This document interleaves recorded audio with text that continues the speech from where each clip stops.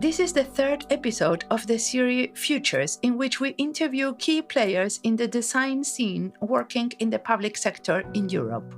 We have planned this series with Anni Leppänen as part of her larger research for understanding the current change in the government and the design sector. We wanted to envision collaboratively how this could be in 2030. This series has interviews describing cases from Denmark, Sweden, Estonia, and the UK. The person we interviewed today is a dear colleague. We have long been exchanging with a group of Estonians working in the government. They are, for us, Finnish designers, like our cousins. We love to follow their work and we admire them. Many times during the years they came to Finland and we have some sessions for exchanging on our work. We are always happy and thankful for these visits as we learn a lot. Helelyn Tammsaar is an Estonian designer working in the innovation team. The special characteristic of this innovation team is that it serves the ministries of Estonia. She has a background in behavioral science and anthropology. She tells us in this interview about a pilot that they have done to address the problem of overspeeding. She also acknowledges the need to convince on the benefits of design within the public sector and how a mindship started by motivating civil servants to do fieldwork. My name is Mariana Salgado. This is Diseño y Diáspora.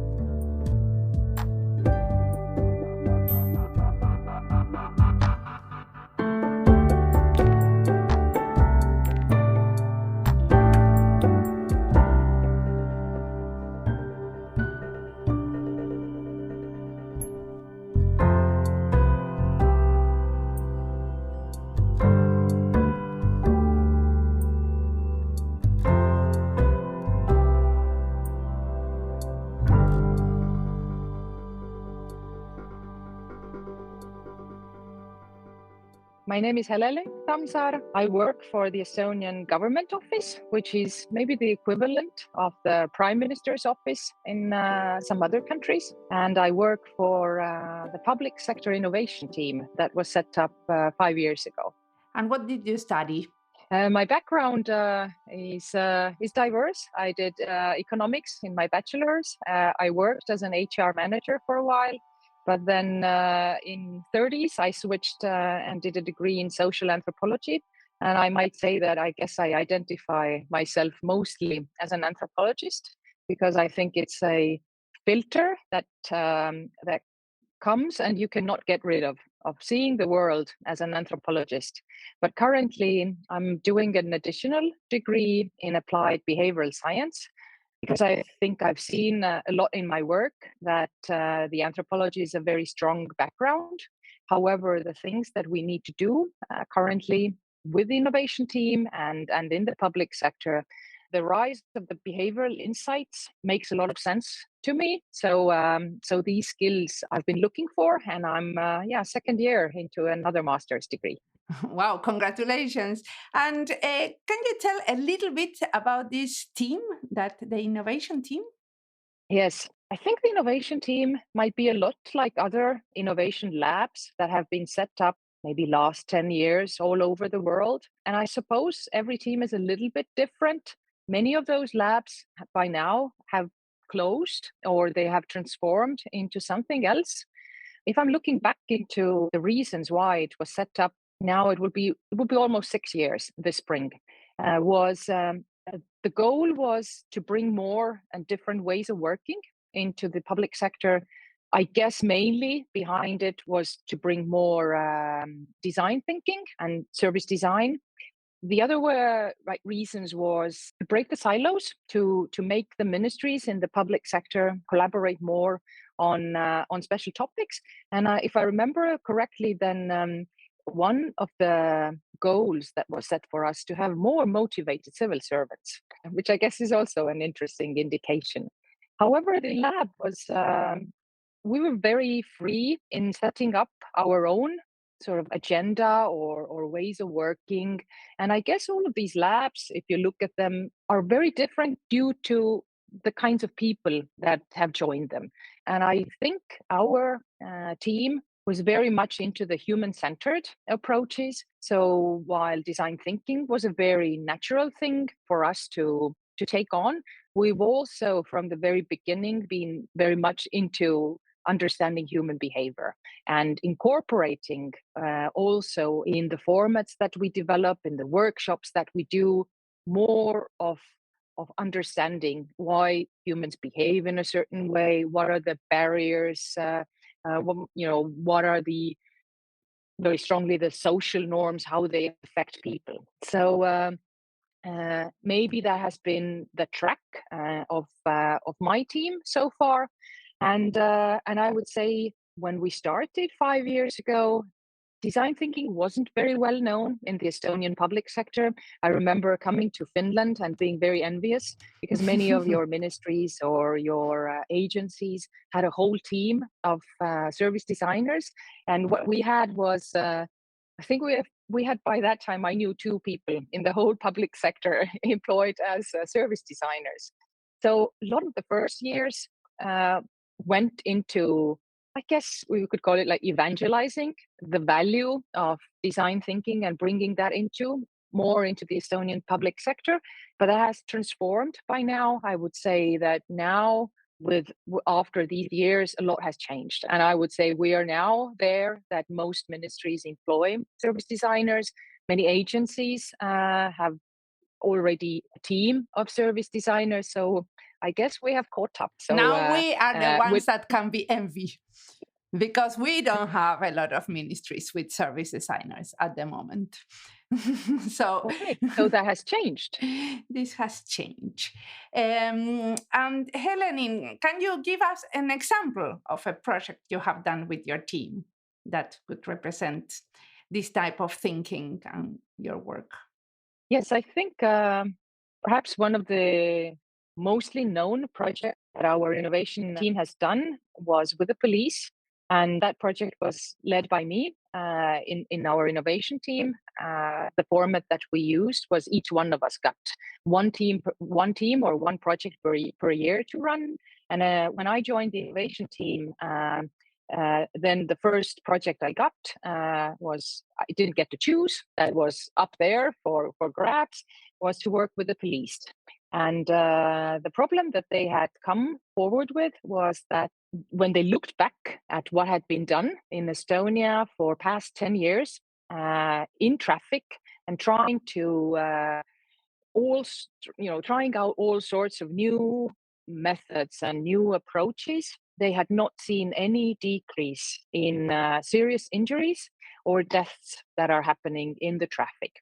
So I would say that that was a very special project for us because the Chancellor of the Ministry of Interior told us that I want you to come up with something that has never been tried before. And I think that's a wonderful mandate for a project, because very often, I guess people choose something that is safer, something that is, solutions that are, not so scary. However, for our team, the mandate pushed us forward all the time to look for things that are already not in use in Estonia. So that was an interesting project. My team consisted of mostly of people from the police and the border guard. I had also 2 former heads of traffic police in my team, and high specialists of traffic police. I had some from the road administration, and I had another service designer and also behavioral science enthusiast from the Ministry of Interior. And what we did was at the start of the project, we interviewed average drivers. And you should have seen the faces of my team members looking at me and saying, Helelyn, I have stopped thousands of cars who are speeding. Why on earth you want me to interview them? Do you really think that they have anything to tell me that I have already not heard? And I had to explain that no, this is not how it's going to work. That this time it will be not at the moment when someone has just broken the law and you have caught them, and it will not be a situation when you are in power and they are sort of, someone who has just broken the law, but you will just talk to average people, not in the traffic, but just meeting your acquaintances, meeting other people, and talking about generally about what they see in the Estonian traffic and what is working, what is not working, what kind of drivers people themselves see themselves to be. And the analysis was very interesting, and I would say that was a big eye opener for the police in my team. But also generally, I see the understanding spread from this project, and that is that there is a big gap between what is the legal norm and what is the social norm. And let me explain what I mean by that. So when we asked what is a good driver from people, then the definition was that a good driver is somebody who stays in the traffic flow.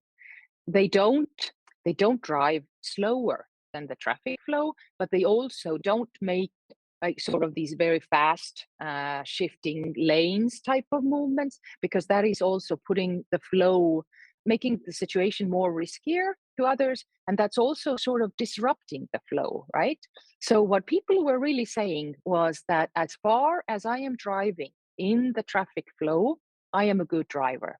However, the problem is that in Estonia, everywhere in the cities and also on the highways, the traffic flow is speeding, right? So, however, for the drivers, they get signals from all around that is just fine. And I just preparing for this interview today, I was driving yesterday in a zone of 50 in the flow, and also looking at what the actual speed is. It's 58 was in the city, and that is also the same on the highways. And the logic that came out from it was that there are so many other things that enforce people to speed, and there were other aspects that maybe the traffic police wasn't thinking of, but I pointed out to them. Even the police themselves, they don't stop cars when the speed is +5 or +6.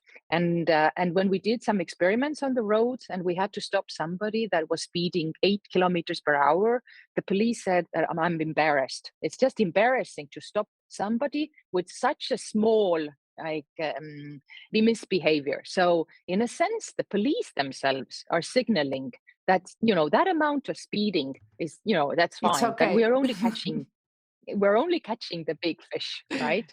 So tell us, what was the intervention? What did you do in that situation? Well, what came out from the interviews, I still have to tell you a little bit about the background, was that people told us that when they compared contemporary times, when we have the automatic traffic cameras, flashing, there is a photo and you get the traffic fine on your email on the same day, that they really hated the old times when the police stopped them on the highway and issued the fine. And even like in the older times, then you had to go into the police station physically to pay, to meet the police officer and to pay the fine. Then maybe like 15 years ago, when we didn't have the automated cameras, you had to go and sit in the police car on the highway, and they would, issue the ticket, and you would be sitting on the back seat of the police car. And what people said was that they really hated the time that they lost, either sitting, being issued the traffic fine, or even like having to take several hours to visit the police station. So what's the main takeaway for us was, is it that people value time more than they value money? And it started out as a joke in our team, was that if that is the case, shouldn't we be fining them with time rather than money? If people say that they don't care about money, that it doesn't change their behavior, it doesn't change their value system, could it be that another measure could do it, right? Or like a punitive measure. So we started playing around with an idea that that maybe we could try out an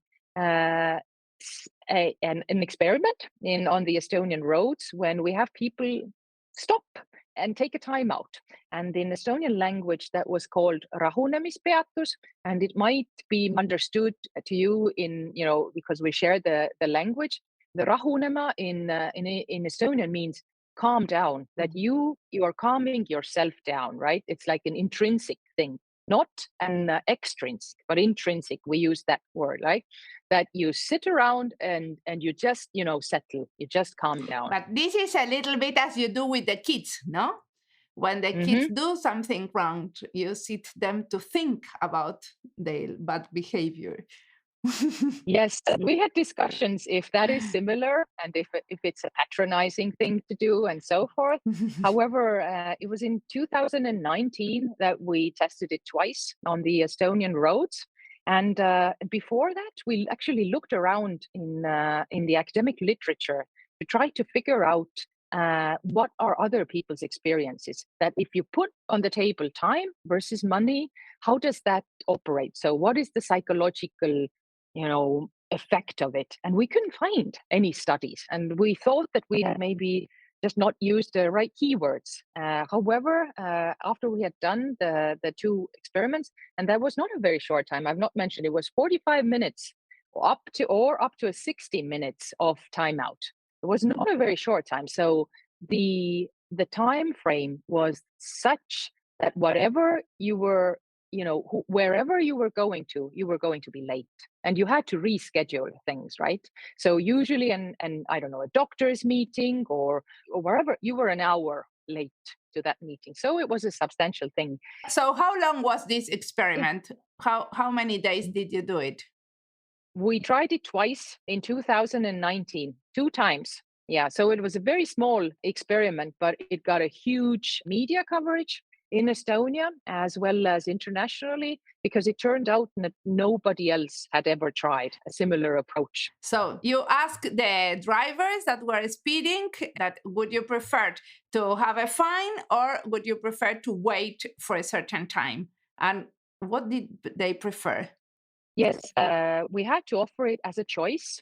We could not make people stay there because that would have been legally a completely different approach, right? We offered people a choice, and a little bit more than half of the people chose the timeout, which was not what we expected, right? Because we thought the time is being more valued.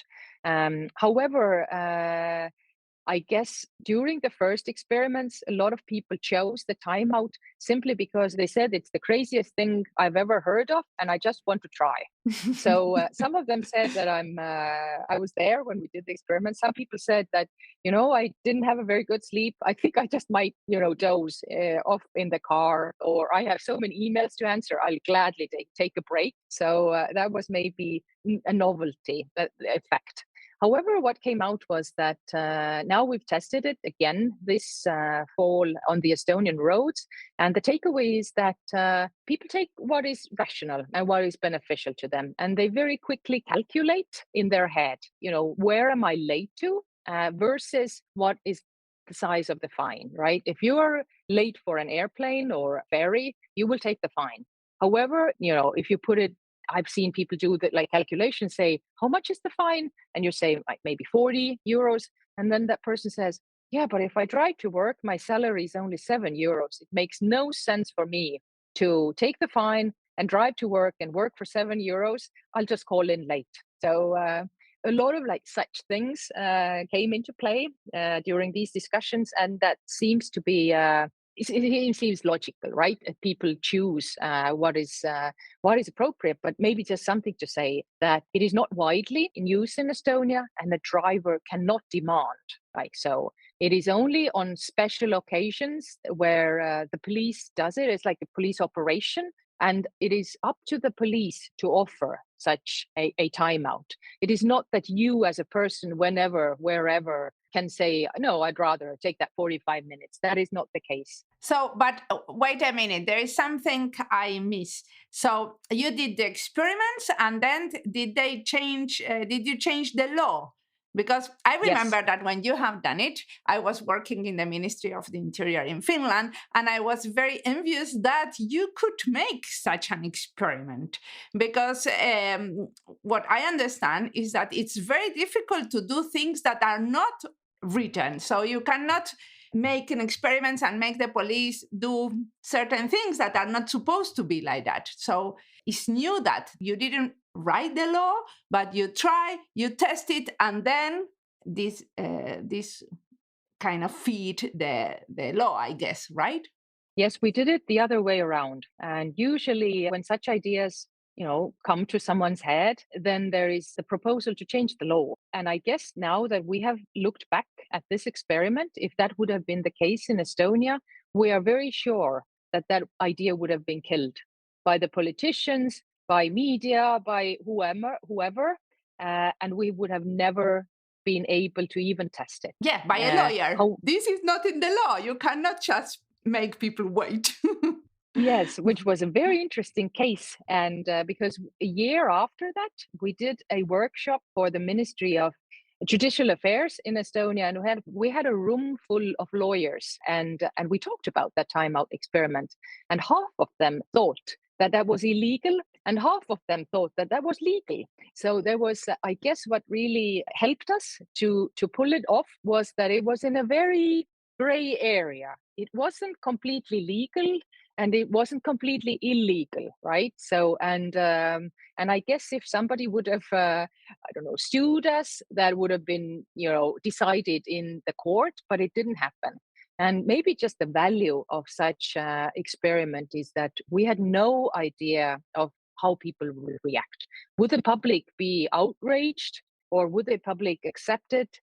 Up until that day when we tested it, we did not know what was coming, and it was overwhelmingly positive, the reaction. And only that reaction in the society helped us to move forward and change the law. And that, of course, now took almost 2 years, I think.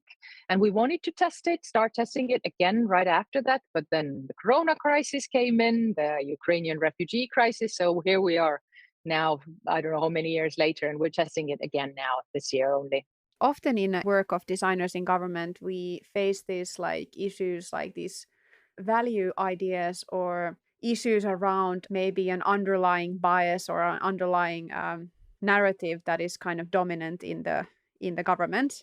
And you're basically saying that there was a social norm maybe arising from the insights of your research. So I was wondering, did you feel it was difficult to get the specialists and the civil servants to receive these insights? Like, how easy was it for them to hear this and take this information, and not the kind of the norm that was before? So what was the response then?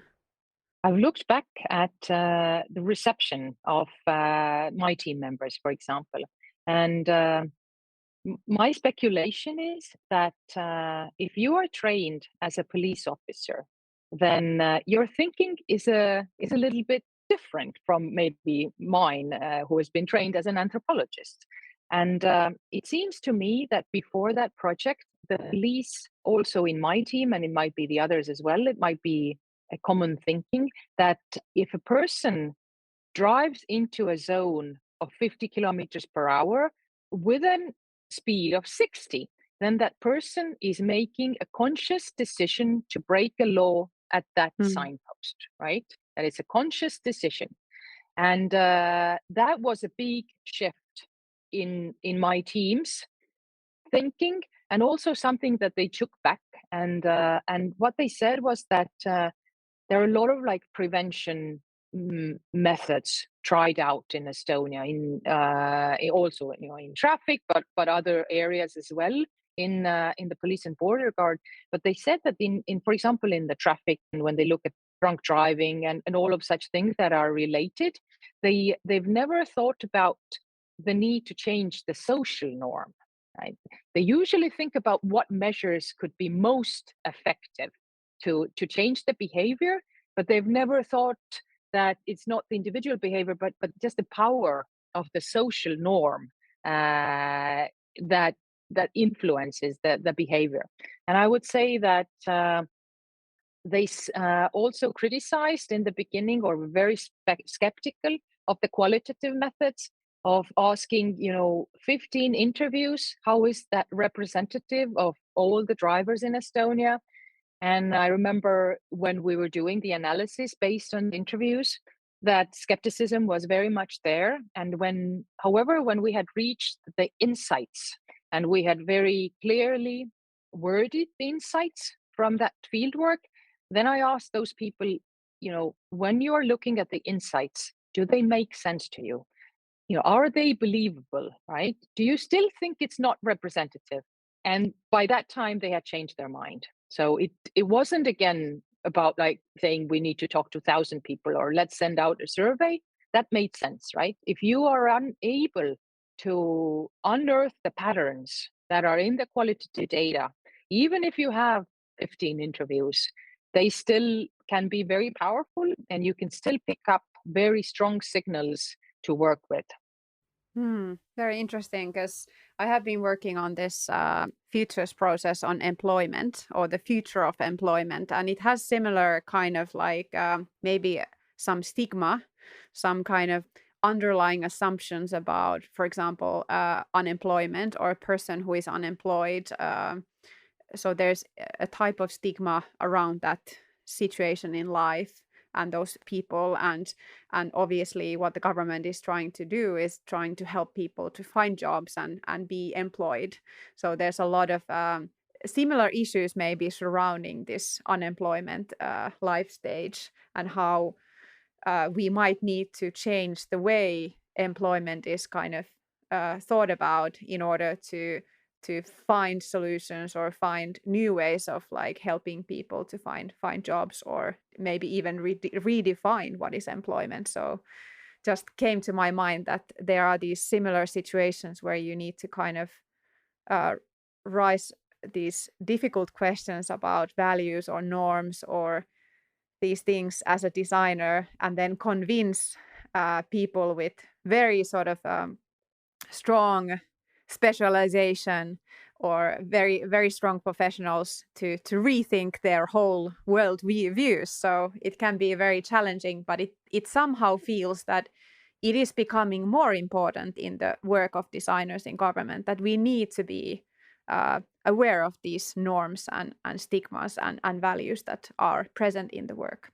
Yes, I agree. And I agree with you that mind shift when you're working with experts is really necessary, and it's very difficult. And that is why we use another method that we've shared with you earlier, but we have civil servants do fieldwork. So I don't know how that is in many other countries. I think it is not the case, but we run innovation programs, we run innovation sprints and various other formats. And in all of these formats, when the civil servant teams come, each one of them has to do a minimum 2 user interviews. And if possible, we try to figure out if they can make some participant observations. So it's the ethnographic approach. And in my experience, or our team's experience, that it has the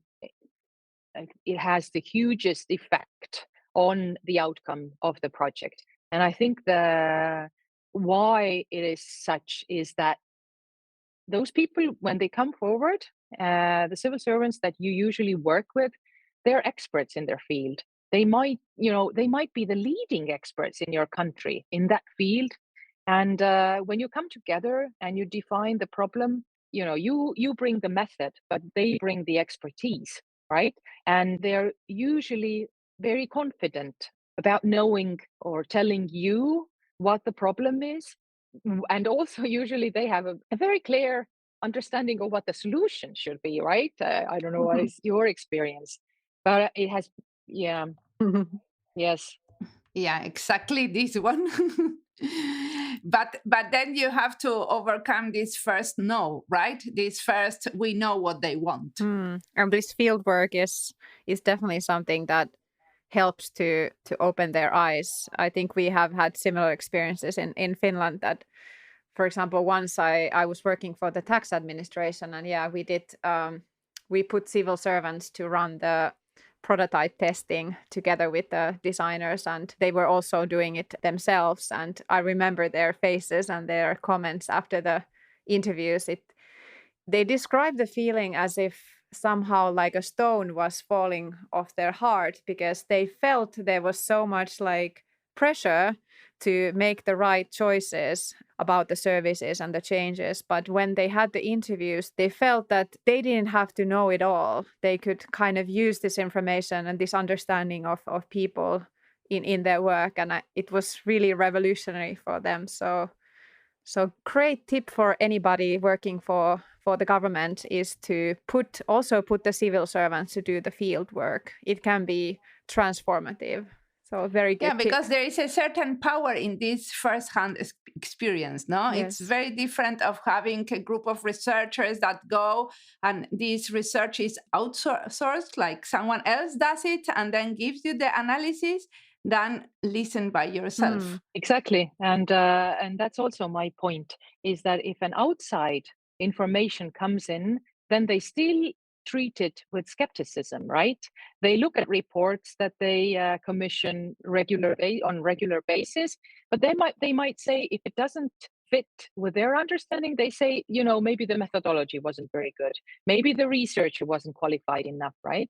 So what we do and what the method that we use is when everybody has done the 2 interviews, we come together and everybody has written up summaries of these interviews, but we do it verbally, that we sit together with the team and everybody talks or retells the interview, right? It's not that we read each other's summaries, and that's a completely different experience, rather than having that storytelling in the same room with the same team. And if your team already consists of 6 to 8 people and everybody does 2 interviews, that's a very representative number of interviews you have, right? And in that process of retelling and listening to each other's interviews, what I see happening is that it is not an outside source that is telling them, these things, but they are during that process reconstructing their own understanding, right? Because when you're doing these retelling sessions, the patterns that emerge from it, the insights, they're so clear, right? They're on the table, right? Everybody hears them, but it also interestingly initiates discussions of what are really weak signals or marginal ideas, but somebody thinks it's very important because my interviewee pointed it out, and when everybody else says that it didn't come up in my interview at all, then you get an idea that maybe it's important for some people, but it's not a dominant pattern, right? In this area, so it helps to balance everybody's personal agendas, right? Telling each other, and it also, hearing somebody else's interviews, always I see that people are starting to remember things that were in their own interviews, but they didn't think it was important, right? So they were looking for something that with their previous experience or their previous perspective. But now with the retelling, they actually see more that was there in that interview when they're listening to others. And that is, it's just a very powerful thing, because I think what happens is that from that experience, they come with new expert knowledge, right? But the whole team has changed, the insights they draw them together, right? And if you put together people from different ministries, different agencies that have usually come in with very different interests, sometimes even, conflicting interests or worldviews, drawing those insights together is like a very strong base to move forward and to figure out what the best solutions are. And it also guarantees a longer cooperation, right? Because they've gone through an experience together. So yeah, I would strongly recommend it.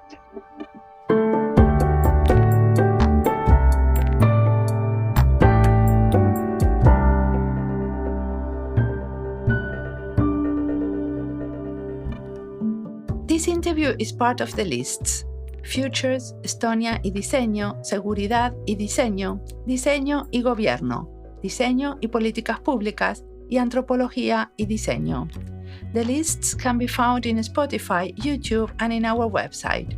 Also, you can contact if you are looking for material on a specific theme and you cannot find it.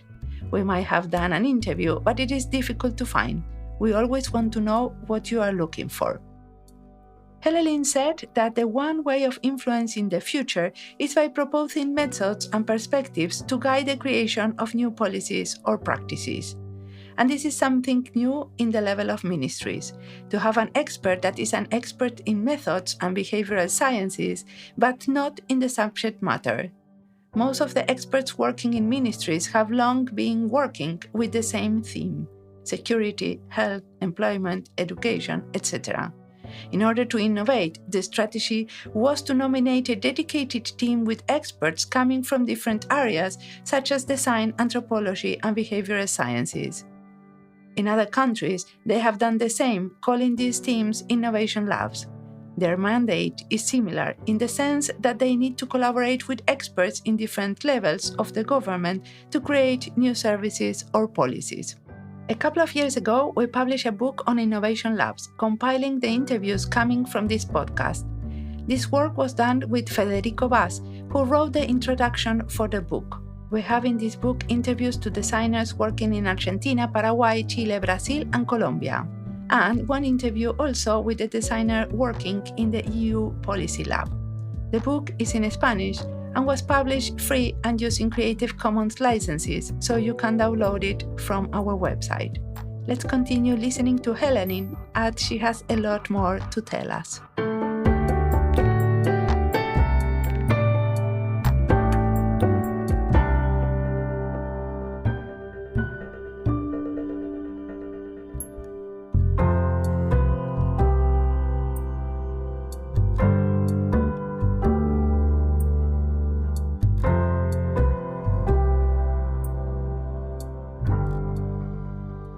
So, one way of influencing the future is by proposing methods and perspectives to guide the creation of new policies or practices. What other ways of influencing the future we have? Because now we want to enter into these futures part of the interview.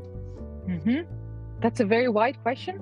I will try to answer it from a narrower perspective of what we have been thinking of. I said that we are not so much in design thinking, is still a very strong base for us, and it's a very strong format that can be used. Some of the new things that we see important and we're trying to integrate even more is even more understanding the human behavior, sort of more deeper understanding of what influences human behavior, right? And if you understand what are the factors, then think about if there are possibilities that you can change those factors, right? If there are obstacles, can you remove them, right? If the motivation's not there, can you create some motivation? So one of the newer things that we have developed over the course of last year was a format of, we call them in Estonia Myksaton, which is an equivalent of Najathon. But we have a similar format that the public sectors or civil servants come forward with a problem that they're facing, and we try to analyze the behavior. However, it's more in the behavioral science framework or theoretical frameworks that we have been using. Another thing that we in Estonia we've been trying, and I think it's much better in Finland, is to bring more experimentation, policy experimentation into the public sector. I know Finland has had the kokeilukulttuuri or the culture of experimentation being pushed for maybe past 8 years, I would say. Maybe a few years here and there. It has been led by the Prime Minister's office in Finland.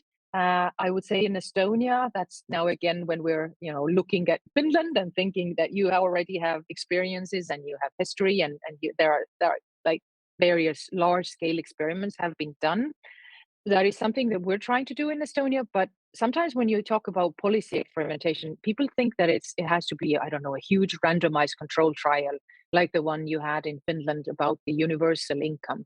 It can be. However, what we are trying to get across with the civil servants is testing things out and experiment can be done in so many other fields as well. The civil sector sends out millions of letters. Do they ever test the readability of those letters? No. So even like small things of having, if people understand the information, right? Is it readable? Yeah, no, I'm just thinking that it would be like I have two kind of questions or two approaches to this discussion around what is the future or what is the direction of design in government. And one is maybe from the personal side of you, Helelyn, and then the second one is the experience of your team. But let's start with the personal one.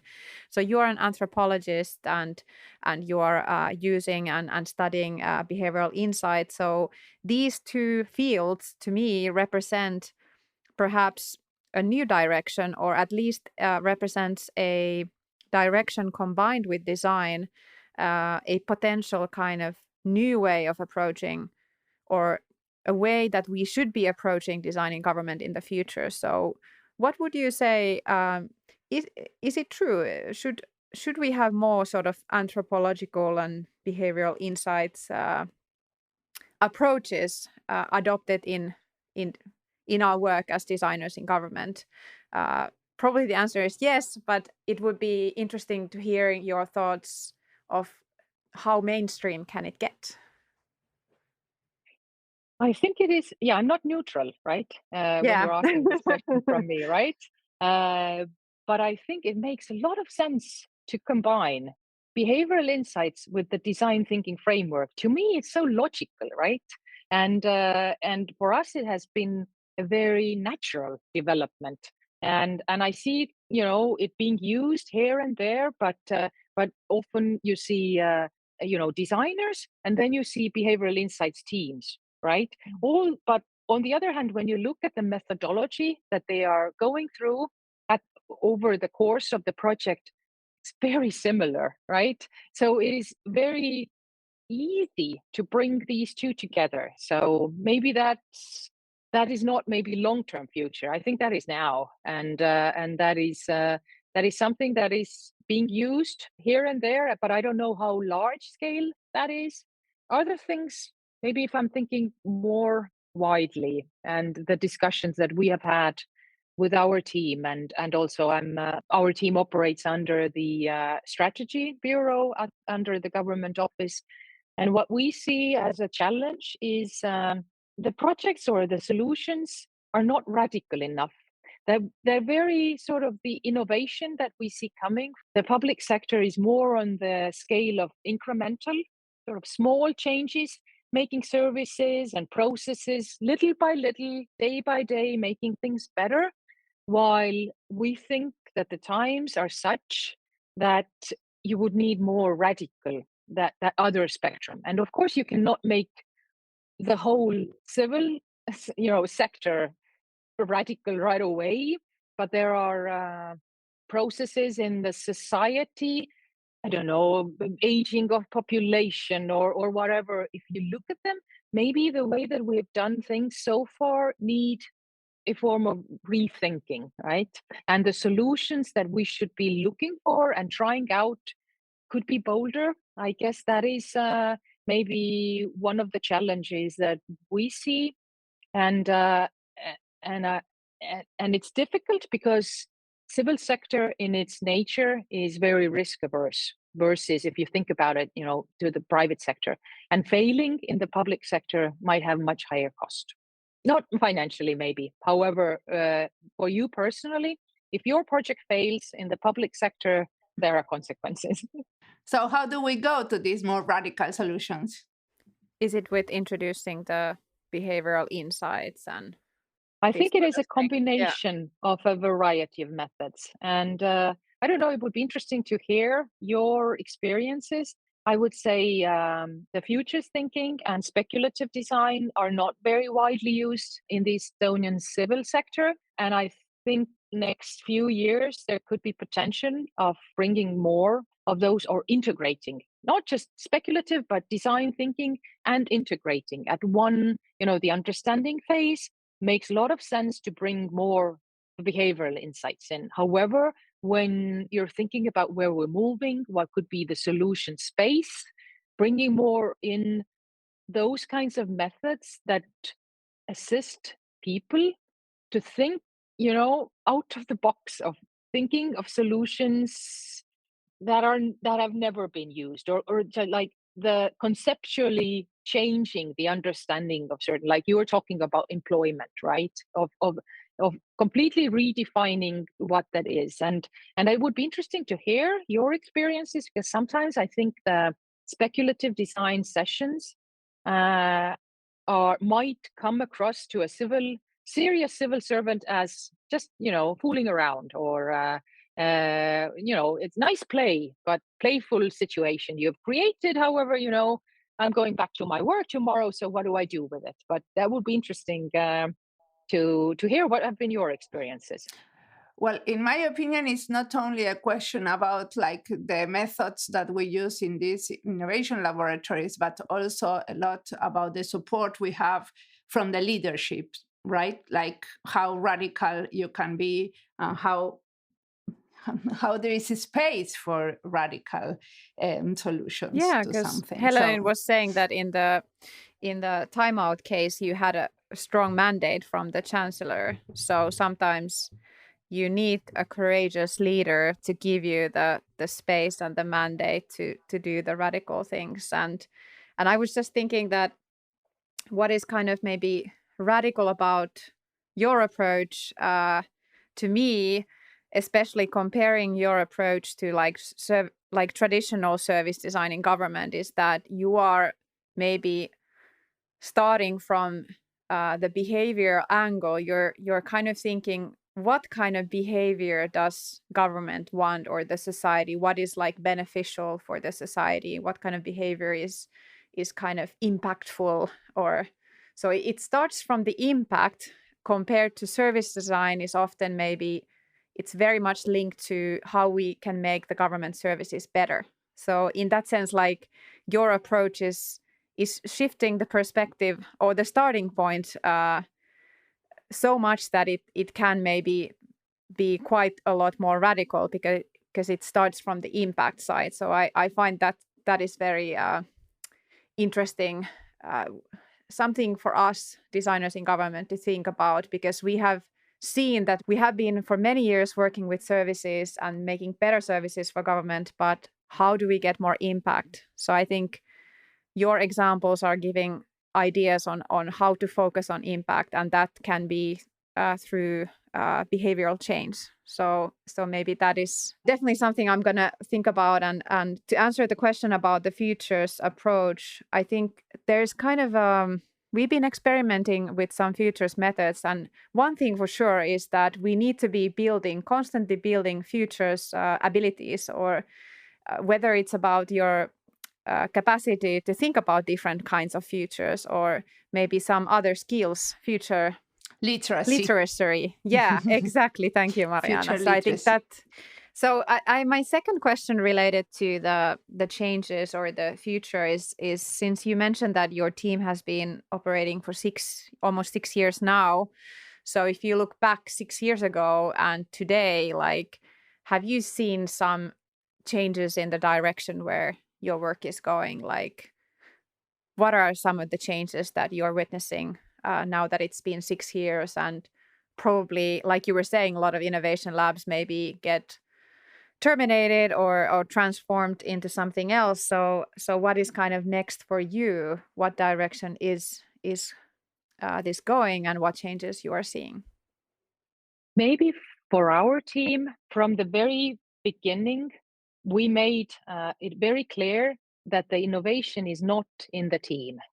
It was always our goal that we are the ones who help the civil servants themselves be innovative, right?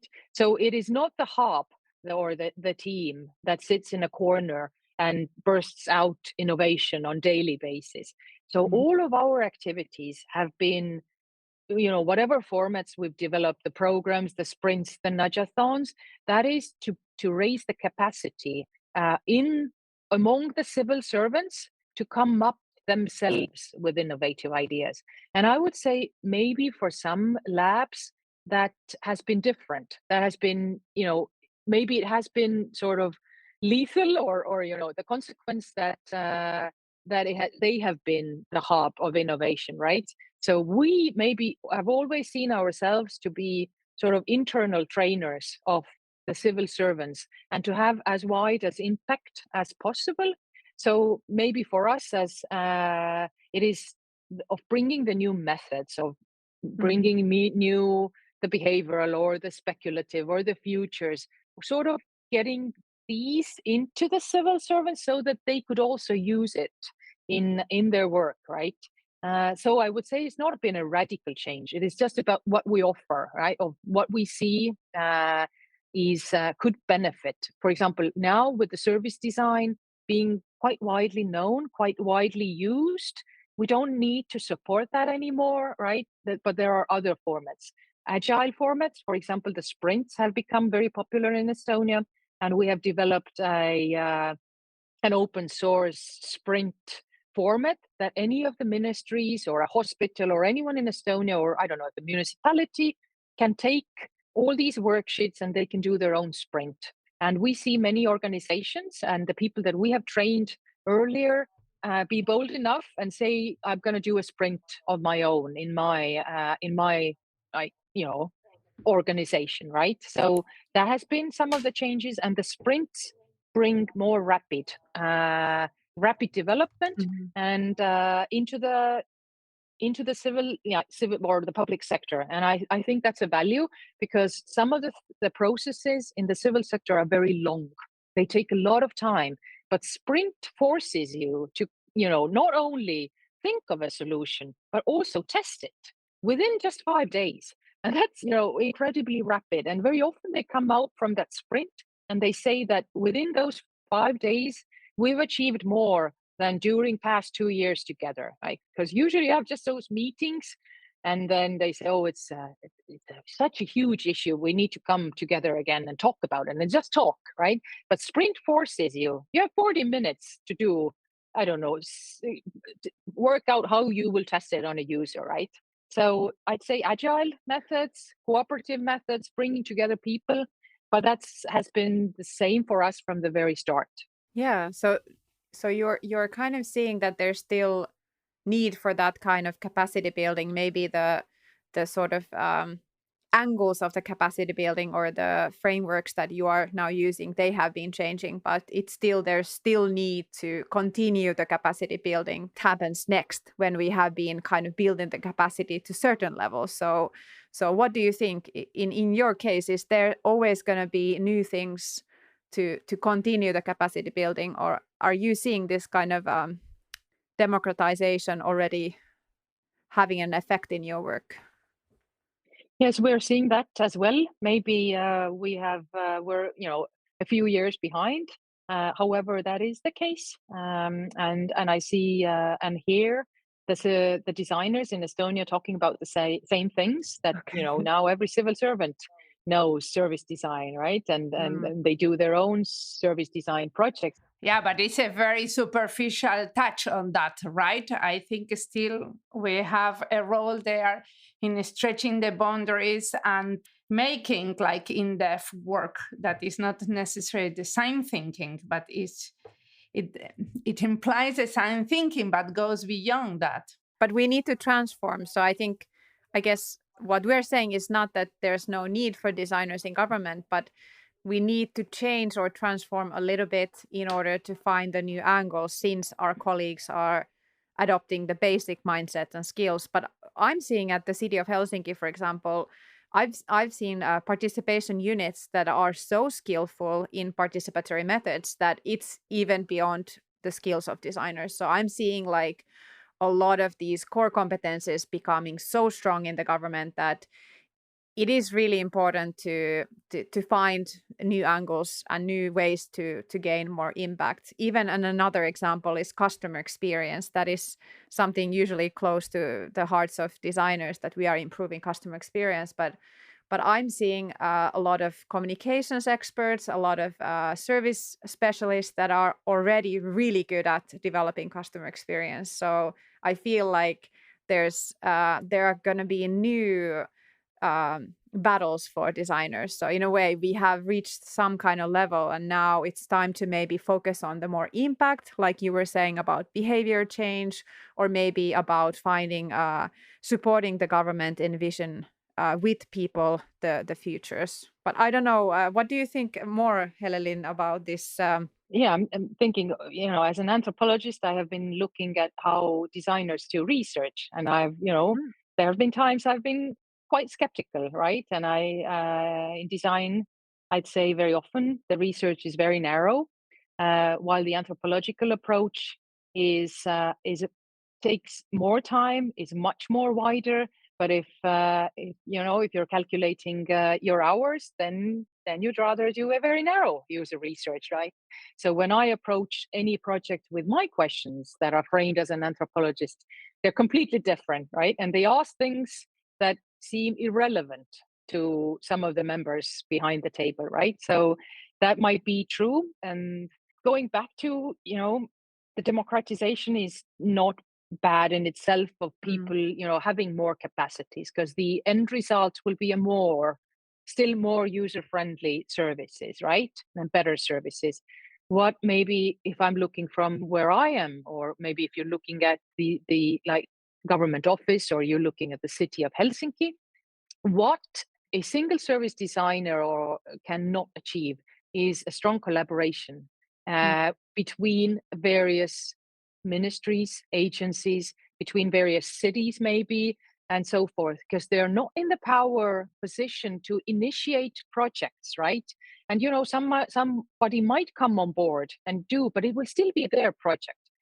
Some of countries are using the mission-based approach, that you define the missions and then you bring many small projects under a single mission, but that has to be top led, right? And I think the the phrasing or the framing of the of where we want to go, what are the future goals of what we want to reach, that will be important, or that is important, right? To align many of those things and to bring these people together. But even right now, for example, if I'm thinking about such mission-based approaches, in my head I'm thinking, okay, that needs a workshop. That workshop format could, maybe some speculative design, some co-creation. There's still the toolbox that we use and we can employ in that, but these missions will never, take off unless you support them with that kind of like formats. That's mm. my feeling. So, what are you reading, listening, or watching in relation to design in public sector? What is inspiring you at the moment? That is a very difficult question, because I had a baby a year ago and I have not watched a single series or like TV series episode. The only thing I've been able to do is while I walk, I can listen to podcasts. So, what are the good ones that have inspired you? Yeah, what I've been listening a few like recent years is behavioral grooves. That is a lot about understanding behavior. I've over the years I've lot like rough translation podcast, which is very anthropological, although they don't frame it as an anthropological, which sadly was closed down just last year, but it has excellent episodes to listen to. So yeah, I'm gonna have to say that I miss reading a lot, and I know it will come back one day, but it's just not there. So it's a lot about listening and thinking in my head, but not so much about watching and reading at the moment. Well, the fact that you are already working, it's great, right? As you have such a small baby. Yeah, and maybe this time off from kind of intense reading and a participation of this extracurricular things, maybe it can also leave some space for us to develop our own thinking and synthesize our experiences and kind of crystallize maybe some of the learnings from these past years, because the three of us, we have been working in this field for so many years that it's sometimes very important to take a break in order to kind of gain that distance to have the reflection of what have we experienced, and do we actually need to change our operational modes, do we need to change our approaches, because if we just continue exactly the same year after year, I think we are losing perspective. So having a chance, maybe having a baby is the perfect way to gain the distance in order to see how you need to change and what you need to learn from your previous approaches. So very much true, Anni, but I never... Thank you two for the interview. I Have a Baby is this podcast, and after having done more than 500 interviews, I can tell you that I cannot make podcasts that are longer than an hour. So I close here the interview. Thank you.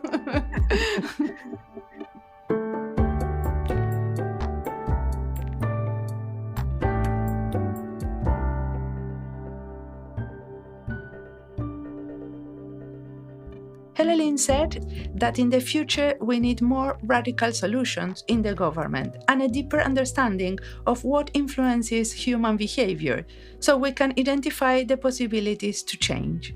According to her, it makes sense to combine behavioral sciences with design thinking. This actually has been the key idea of some innovation labs that are experimenting with new ways of creating and implementing public policies. The whole idea of making pilots, evaluating them in order to bring new types of solutions comes very clear through the case study. I love from this interview that Helelyn has a clear understanding on what we need and always go to the concrete examples on how they do it. She described the nudgeathon or design sprint as clear examples of new practices in the government. She goes from visionary ideas to concrete. This is something that I do intentionally in this podcast. I love to talk about the future, but I always want to depart from concrete examples of past work. I think we can better understand the interviewer's ideas of the future once we talk and describe current work. This is something that came also from the serie of History of Design. We need to ask ourselves where we are coming from in order to better design for the future, said Isabel Campi, one of the historians we interviewed.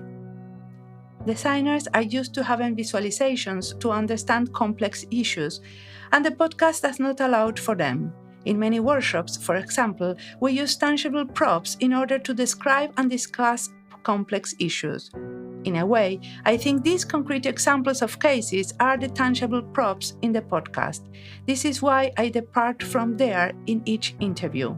The projects described enable us to identify fertile ground and cultivate from there.